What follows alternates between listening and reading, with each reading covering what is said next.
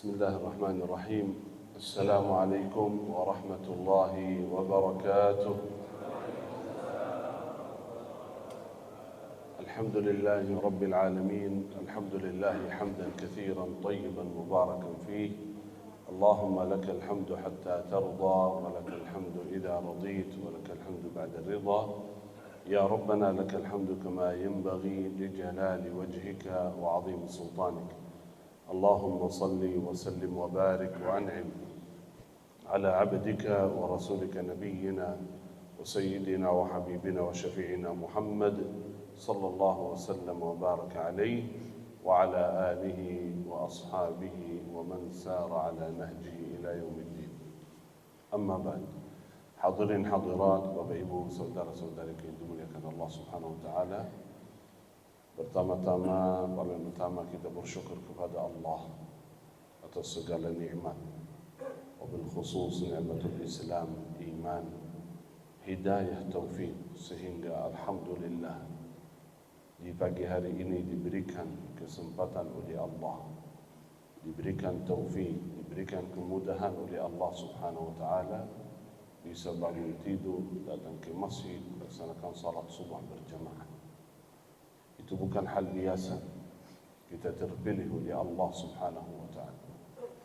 Jujur saja ketika saya sampai masjid, saya melihat mobilnya, parkir mobil, masya-Allah penuh. Bukan biasa jemaahnya pakai motor kan semua. Kenapa pakai mobil? Karena agak hujan. Berarti walaupun hujan, ini tetap berusaha hadir di masjid. Itu nikmat. Itu anugerah Allah. Terpilih oleh Allah Subhanahu wa taala, diberikan taufik untuk beribadah, itu nikmat. Yang perlu kita bersyukur kepada Allah Subhanahu wa taala. Itu rezeki bagi kita. Rezeki itu ada dua. Rizqud din wa rizqud dunia. Rezeki dunia dan rezeki agama. Dalam hadis, inna Allah yu'ti dunya man yuhib wa man la yuhib. Allah berikan dunia kepada siapa saja yang dicintai oleh Allah maupun yang tidak dicintai oleh Allah. Semua dapat, muslim dapat, kafir dapat. Bahkan bisa kafir dapat lebih banyak. Mukmin dapat, munafik dapat. Semua dapat. Karena dunia ini tidak ada nilai di sisi Allah Subhanahu wa taala. Diberikan ke semua. Wala yu'tid din illa liman ahab. Allah tidak memberikan nikmatul din, agama, kecuali kepada hamba yang dicintai oleh Allah. Berarti kalau kita diberikan taufik untuk beribadah, datang ke masjid, beribadah, berpuasa, qiyamul lail, bersedekah, membaca Quran, berbakti baik kepada orang tua, ibadah apa saja. Ketika Allah memudahkan bagi kita, insyaAllah itu tanda Allah mencintai kita. Alhamdulillah. Katanya biasa di masjid ini, biasa ada kajian tetapi sampai pas syuruk.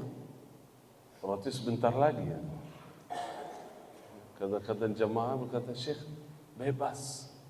Sampai 1 jam, 2 jam lah. Tergantung. InsyaAllah kalau begitu, udah masuk syuruk belum ini? Belum ya. Kalau udah ya, wabillahi taufiq wal hidayah. Ini syuruknya jam berapa jadi? 6.15. Syuruk atau salat? Beda. Banyak di masjid itu, mereka merasa syuruk itu waktu salat. Tidak. Kalau waktu syuruk, tidak boleh salat. Pas syuruk, pas ghurub, ya, sebelum maghrib, itu waktu yang tidak boleh laksanakan salat. Terus salatnya kapan? Setelah terbit matahari, nunggu kurang lebih 10 menit sampai 15 menit. 10 menit masih boleh. Tunggu sebentar, saya senyum supaya foto ini. Alhamdulillah. Supaya fotonya bagus. Ya, berarti pas syuruk misal jam 6, kita nunggu 10 menit atau 15 menit, baru kita laksanakan syuruk. Karena beberapa masjid, mohon maaf, banyak jemaah, pas syuruk, bahkan sebelum syuruk, lihatnya ada sinarlah matahari, udah belum terbit, udah ada cahaya sedikit, langsung Allah. Belum Pak. Belum. Ya, semoga ya Rabb, alhamdulillah, luar biasa seorang itu yang berusaha melaksanakan ibadah dan salat-salat yang lain. Sering saya sampaikan kepada jamaah begini, Allah Subhanahu wa taala salat itu di awal diperintahkan kepada Nabi Muhammad sallallahu alaihi wasallam di rihlah Isra wa Mi'raj 50 kali salat. Betul? Terus dikurani sampai 5 kali. Kenapa di awal 50 kali?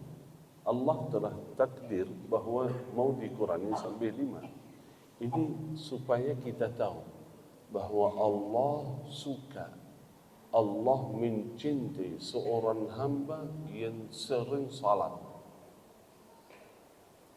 Berbanyaklah salat. Walaupun salat itu cuma 5 fardu yang wajib, tetapi berusaha berbanyaklah salat-salat yang lain. Karena itu dianjurkan berbanyak salat. Syuruq, duha, qabliyah, ba'diyah, sebelum zuhur, sesudah zuhur, sebelum asar, 4 rakaat, sesudah zuhur ada 4 rakaat, di qiyamul lail, tahajud, witir, salat istikharah, salatul hajah, banyak sekali. Supaya kita setiap kali menghadapi sesuatu, ayo lari kepada Allah Subhanahu wa taala melalui wasilah salat. Sebagaimana kata ulama, rihlah Isra wal Mi'raj, bayangkan Nabi sallallahu alaihi wasallam diajak ke langit langsung, ke maqamul a'la. Salat itu supaya apa? Diperintahkan oleh Allah salat. Berarti salat itu sebenarnya ruh kita bertemu dengan Allah Subhanahu wa taala. Melalui salat itu mendekatkan diri kepada Allah Subhanahu wa taala. Walaupun jasad kita enggak bisa ya sampai ke langit ke Isra Mi'raj, tapi yakinan melalui salat sebagaimana dalam hadis sahih ketika kita mulai salat membaca Al-Fatihah saja, alhamdulillahi rabbil alamin, Allah Subhanahu wa taala membuka hijab niat di depan kita. Qal qasamtu as-salata baini wa bain 'abdi sampai akhir. Setiap kali kita membaca ayat suci Al-Quran, khususnya surah Al-Fatihah, alhamdulillahi rabbil alamin, langsung Allah Subhanahu wa taala menjawab, hamadani 'abdi ar-rahmanir rahim. Langsung Allah Subhanahu wa taala kata, majjadani 'abdi maliki yaumiddin, athna alayya 'abdi إياك نعبد وإياك نستعين هذا بيني وبين عبدي اهدنا الصراط المستقيم سألني عبدي الله أكبر. Berarti ini sama Allah mubashara langsung melalui salat. Berdoa, selalu berdoa, Rabbi ij'alni muqimas salati wa min dhurriyyati Rabbana wa taqabbal du'a. Salat itu bukan hanya ibadah saja, melainkan salah satu sebab memudahkan segala urusan kita.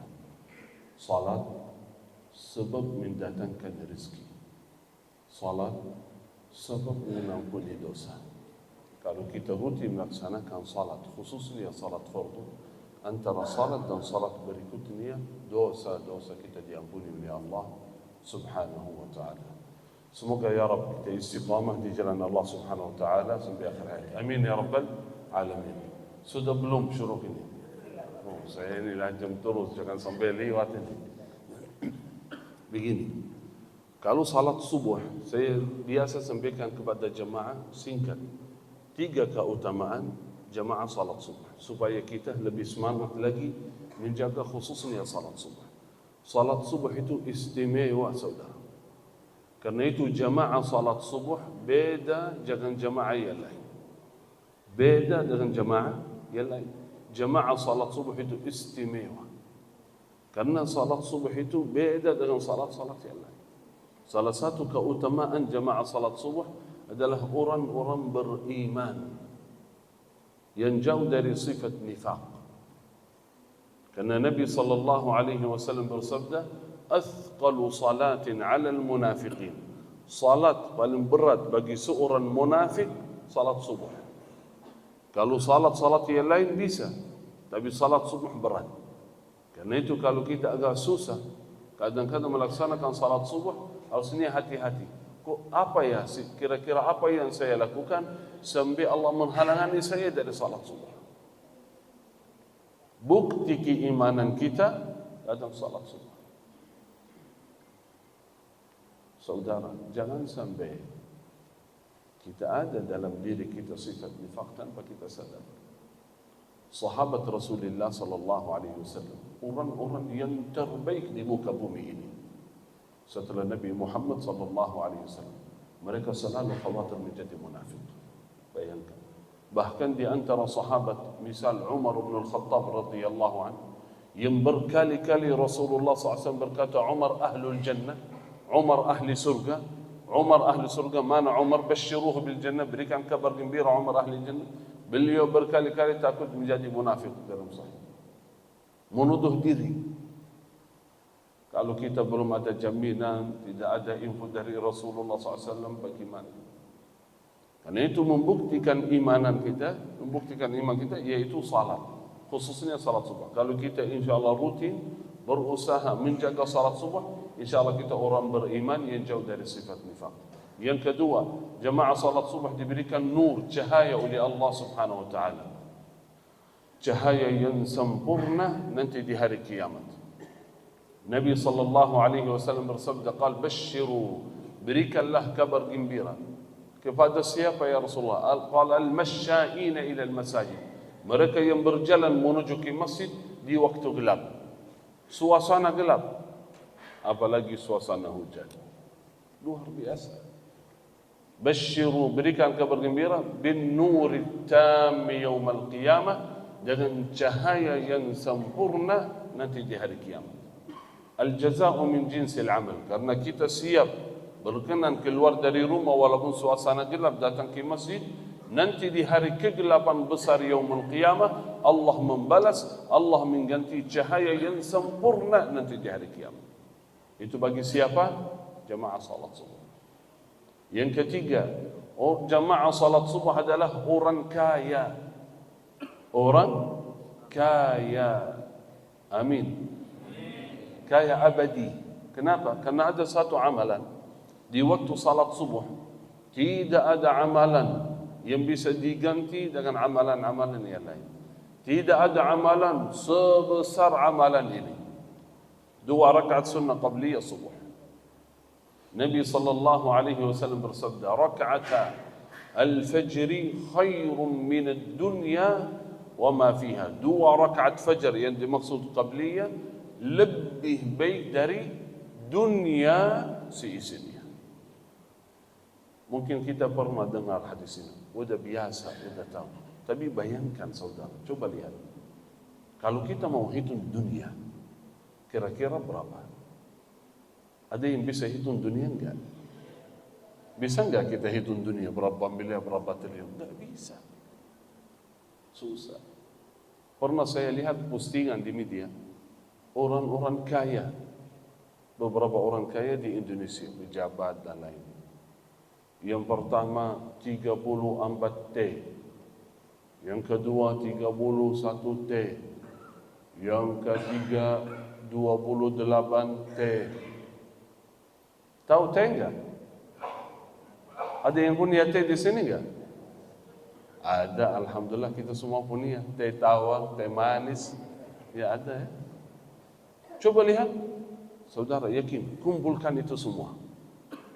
Kumpulkan semua, bukan hanya di Indonesia, di negeri barat, di Amerika, di Timur Tengah, semua di dunia dikumpulkan. Wallahi, yang melaksanakan 2 rakaat sunnah qabliyah subuh mendapatkan lebih besar dari itu semua. Tapi karena dunia tidak muat, kalau Allah membalas langsung satu persatu di dunia, tidak muat dunia. Kalau saya dapat lebih besar dari dunia, terus yang lain taruh di mana? Tidak ada tambah. Karena itu butuh sabar sebentar. Sabar sebentar. Pindah ke tempat yang lebih indah, lebih mulia, lebih luas, yaitu surga Allah Subhanahu wa taala. Saat itu Allah berikan balasan amalan-amalan saleh yang kita laksanakan di dunia. Yakin. Karena itu salat sunnah qabliyah ini jangan sampai tinggalkan. Sebagian ulama berkata salat sunnah qabliyah subuh itu wajib, tidak boleh tinggalkan. Bayangkan, saking pentingnya salat. Cuma salat 2 rakaat, suratul Fatihah, terus suratul Kafirun. Rakaat yang kedua suratul Fatihah, kemudian surat Al-Ikhlas, qul huwallahu ahad. Sebagian ulama berkata salat itu wajib, tidak boleh tinggalkan. Kenapa mereka menambil ijtihad wajib? Karena Nabi sallallahu alaihi wasallam tidak pernah tinggalkan, walaupun dalam keadaan musafir, walaupun beliau dengan uzur sakit atau lain, tetap beliau laksanakan. Walaupun musafir, kalau musafir zuhur, asar, jama', ya, enggak salat sunnah qabliyah ba'diyah, tapi ketika salat subuh beliau tetap melaksanakan qabliyah subuh. Karena pahalanya sangat luar biasa. Semoga ya Rabb kita istiqamah melaksanakan salat ibadah, khususnya salat subuh. Amin ya rabbal alamin. Ini keutamaannya 3 amalan khususnya mengenai salat subuh dan salat-salat yang lain. Yang pertama itu salat qabliyah subuh, usahakan jangan tinggalkan. Walaupun di antara kita masbuk, walaupun kita tiduran di rumah baru bangun, ambil air wudu, salat sunnah qabliyah, baru salat subuh.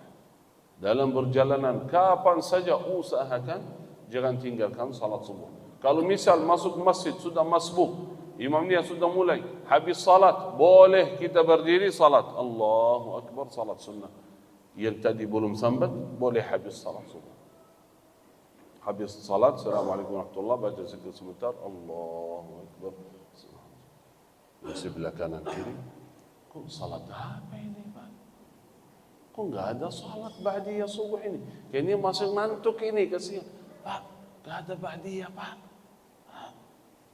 Sambil lanjut, selesai salatnya. Pak, salat apa ba'diyah subuh ini? Enggak ada ba'diyah Pak. Belum pernah kita dengar. Ini bukan ba'diyah, ini qabliyah. Kok qabliyah tapi waktunya ba'diyah? Ya, tadi saya enggak sempat salat sebelum subuh. Tapi kata Ustaz enggak boleh salat habis salat subuh. Oh iya, kalau merasa ragu enggak boleh, boleh sabar. Nanti setelah terbit matahari atau waktu duha, salat 2 rakaat, niatnya salat sunnah qabliyah subuh yang belum sampai. Padahal sebenarnya boleh saja, karena bukan ba'diyah, niatnya salat yang belum sampai. Saking pentingnya, jangan tinggalkan. Yang kedua, supaya singkat ya, saya jujur saja ceramahnya agak cepat supaya takut sampai 15. Ya, yang kedua, itu yang sering kita sampaikan kepada jemaah. Jujur saja biasa kita dari dulu menyampaikan kepada jemaah mengenai Al-Quran, mensyiarkan Al-Quran, karena Al-Quran ini sangat dahsyat keutamaannya, rahasianya sangat luar biasa. Sayang sekali kalau kita punya kitab yang agung, yang mulia, Al-Quran, tapi kita tidak menambil manfaat darinya. Manfaatnya bukan hanya untuk akhirat saja, bukan pahala kebaikan saja, melainkan mendapatkan manfaat dan barakah di dunia sebelum akhirat. Di dunia bisa mendapatkan barakah dari Al-Quran. Keutamaannya untuk diri kita, untuk kesehatan, untuk ekonomi, untuk rumah tangga. Baca Al-Quran supaya selamat, aman dari gangguan syaitan, dari ain, dari sihir, dari jin. Baca Al-Quran, dekat dengan Al-Quran. Banyak masalah saudara yang kita hadapi dalam kehidupan. Banyak persoalan di rumah tangga, dalam ekonomi, dalam bisnis, dalam kesehatan, dalam diri kita. Banyak belum sadar itu bisa gara-gara ain, hasud, jin, syaitan. Gagal terus, sakit terus. Tidak ada solusi kecuali Al-Quran. Al-Quran mampu menyelesaikan itu semua. Masalah-masalah semua Al-Quran mampu menghilangkan. Bahkan banyak orang yang sudah ikhtiar, berusaha mencari obat, ke sini, ke sana, sampai ke luar negeri, enggak ketemu obatnya. Akhirnya dibacakan Al-Quran, diruqyah dengan Al-Quran, qadar Allah subhanahu tidak lama kecuali disembuhkan oleh Allah. Banyak kisahnya. Karena itu yakin Al-Quran ini kitab yang mulia, kitab yang agung. Tergantung kita, kalau ingin menjadi orang mulia, dekatlah dengan Al-Quran. Walaupun kita belum hafal, walaupun kita masih bacaan kita terbata-bata, intinya lah luangkan waktu dekat dengan Al-Quran. Jadikan sahabat Al-Quran supaya Al-Quran menolong kita, membantu kita di dunia dan akhirat. Wallahi saudara, kalau kita bisa menjadi sahabat Al-Quran, Al-Quran tidak mungkin tinggalkan kita sama sekali. Baik di dunia, nanti alam kubur, sampai akhirat. Saya kasih satu saja keutamaan. Ayatul Kursi, satu saja dari Al-Quran. Karena waktunya nggak cukup, saya kasih satu saja. Ayatul Kursi, ayat paling agung dalam Al-Quran. Coba lihat, bayangkan keutamaan ini. Nabi SAW bersabda, kalau baca ayat kursi sesudah salat fardu, tidak ada yang menghalangi kita dari surga kecuali mati. Bukan hanya masuk surga, kata Rasulullah, tidak ada yang menghalangi kita dari surga kecuali mati. Artinya nunggu mati silakan masuk surga, aman. Karena satu ayat yang kita punya. Apalagi yang baca Al-Quran terus. Dan bayangkan, kalau ayatul kursi bisa membantu kita nanti di akhirat, bisa menyelesaikan persoalan-persoalan akhirat sampai masuk ke dalam surga, apalagi persoalan dunia yang gak bisa dibandingkan antara persoalan dunia dan akhirat. Musibah sebesar apapun yang kita alami di dunia itu masih kecil dibandingkan akhirat. Kalau Al-Quran ini mampu menyelesaikan persoalan akhirat, apalagi persoalan dunia yang ringan. Karena itu ambillah Al-Quran, dekatlah dengan Al-Quran, baca Al-Quran, hafal Al-Quran, usahakan punya wirid dari Al-Quran. Yakin Al-Quran insyaAllah selalu menolong kita di dunia wal akhirah. Ayatul Kursi saya harap jangan sampai tinggalkan, khususnya di pagi hari, di sore hari satu kali, sebelum tidur satu kali, terus sesudah salat fardu, waktu habis salat fardu 5 waktu, baca ayatul kursi. Sayang sekali banyak di antara kita yang biasa lupa bacaan ayatul kursi sesudah salat fardu. Betul? Oh betul. Adik-adik yang di atas, boleh sebentar? Sayang sekali banyak di antara kita yang tinggalkan bacaan Al-Kursi. Tadi mohon maaf habis salat subuh, kira-kira baca enggak? Saya yakin ada yang baca, ada yang tidak, betul enggak? Coba, baca enggak tadi habis subuh? Baca enggak? Ibu-ibu baca enggak? Alhamdulillah. Coba yang baca tadi boleh angkat tangan, yang baca saja. Yang tadi lupa enggak usah. Yang tadi ingat baca ayatul kursi boleh? Hanya berapa orang saja. Yang lain lupa ya kayaknya. Ya wajar, mungkin belum tahu keutamaannya, atau kadang-kadang nggak sempat. Mohon kalau di pagi hari ini kajian ini bersama Syekh, itu saja yang bawa pulang cukup luar biasa. Kita amalkan satu ayat kursi habis salat fardu, beruntung karena kita semua menjadi ahli surga. Amalkan, karena itu harapan kita. Harapan kita dari salat, sedekah, baca Quran, amalan saleh adalah surga Allah Subhanahu wa taala. Ketika Nabi sallallahu alaihi wasallam menawarkan amalan yang ringan mendapatkan surga Allah, ambillah, jangan lewatkan. Ambillah, apalagi amalan itu ringan bisa amalkan. Salah satunya ayatul kursi. Karena banyak belum sempat tadi baca ayat kursi, mari kita sama-sama membaca. A'udzu billahi minasy syaithanir rajim. Bismillahirrahmanirrahim. الله لا إله إلا هو الحي القيوم لا تأخذه سنة ولا نوم له ما في السماوات وما في الأرض من ذا الذي يشفع عنده إلا بإذنه يعلم ما بين أيديهم وما خلفهم ولا يحيطون بشيء من علمه إلا بما شاء وسع كرسيه السماوات والأرض ولا يؤوده حفظهما وهو العلي العظيم. Cukup itu saja. Semoga ya Rabb kita menjadi sahabat Al-Quran. Semoga Allah berikan keberkahan bagi kita melalui wasilah Al-Quran. Amin ya Rabbal Alamin. Mudah-mudahan ya Rabb kita berjumpa lagi di waktu lebih panjang lagi. Ya, insya Allah di waktu yang berkah. Semoga kita terus bertemu dalam kebaikan dan taat. Kalau tidak bertemu di dunia, kita bertemu di surga Allah Subhanahu wa taala. Amin ya rabbal alamin. Terakhir ada doa yang biasa saya sampaikan kepada jemaah setiap majlis, setiap acara ustaz biasa saya suka sampaikan doa ini. Doa unik, singkat, mudah dihafal, mudah diamalkan. Kenapa saya bilang unik? Karena doa ini yang baca doa ini didoakan oleh surga. Bayangkan, siapa yang membaca doa ini langsung didoakan oleh surga. Surga mendoakan kita. Surga berkata dalam hadis sahih, Ya Rabbi, fulan ini, fulana barusan baca doa ini, masukkan ia ke dalam surga. Surga meminta kepada Allah agar kita masuk ke dalamnya kalau baca doa ini. Apa doanya? Allahumma inni as'aluka al-jannah. Allahumma inni as'aluka al-jannah. Sudah hafal semua?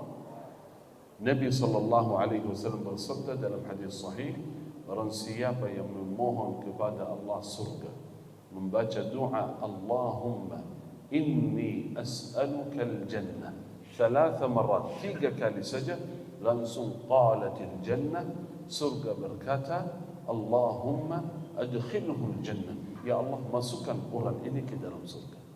Kalau baca doa hari ini, berarti surga mendoakan hari ini. Baca lagi besok, surga mendoakan lagi besok. Baca setiap hari, surga mendoakan setiap hari. Kalau surga yang mendoakan kita, aman insyaAllah. Kalau surga yang mencari kita, aman. InsyaAllah kita akan menjadi ahli surga semua. Di akhir majlis, mari kita sama-sama baca doa ini 3 kali. Allahumma inni as'aluka al-jannah. Allahumma inni as'aluka al-jannah. Allahumma inni as'aluka al-jannah. Alhamdulillah, sudah baca 3 kali. Yakin saat ini surga mendoakan kita semua. Ya Rabbi, masukkan seluruh jemaah subuh hari ini ke dalam surga ya Rabbal Alamin. Karena itu dengan iman dan yakin, husnul dhanni billah, percaya kepada Rasulullah sallallahu alaihi wasallam, kita yang berkumpul di masjid ini di pagi hari ini akan berkumpul lagi di surga Allah Subhanahu wa taala. Amin ya rabbal alamin. Terima kasih, jazakumullahu khair. Cukup itu saja dari saya. Semoga bermanfaat. Semoga majlis ini ya Rabb menjadi berkah bagi kita semua. Semoga majlis ini menjadi saksi baik di hadapan Allah Subhanahu wa taala. Amin ya rabbal alamin. Alhamdulillah, belum pas waktu syuruk.